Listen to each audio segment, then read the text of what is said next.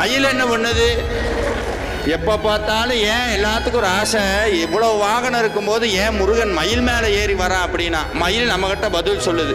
அது ஏன்னா நான் மனசுக்குள்ள முருகனை தாங்குறங்காட்டி அவரும் அவரை சுமக்கிற பாக்கி எனக்கு கிடைச்சது. எப்படி சுமக்கிறேன்னா, தினந்தோறும் எந்திரிக்கும் போது குகா குகா குகா குகான்னு மயில் கத்துது. அதனால ரெண்டு சத்தியத்தை வேலும் மயிலும் சேவலும் சொல்லுது. என்னன்னா, ஒவ்வொரு தடவையும் அரோகரா சொல்றதை மறக்காது, எப்போதும் முருகா முருகான்னு சொல்லு. என்ன சார் இது முருகா முருகான்னு சொன்னா என்ன கிடைக்கும்னா, ரெண்டு பதவி கிடைக்கும். என்ன பதவி தெரியுமா? முருகனை நம்ம சுமப்போம், மயிலா மாறி மனசு மயிலா மாறும். மனமே முருகனின் மயில் வாகனம், இந்த மனசு மயிலா மாறும். சரி சார், நம்ம மயிலா மாறுறோம், முருகனை சுமக்கிறோம். முருகன் என்ன பண்ணுவார்? அடுத்து நம்மளை சுமப்பார் சேவர் கொடியா மாறி. சேவர் கொடியா எப்போ முருகன் இந்த மனசு சுமக்க தயார்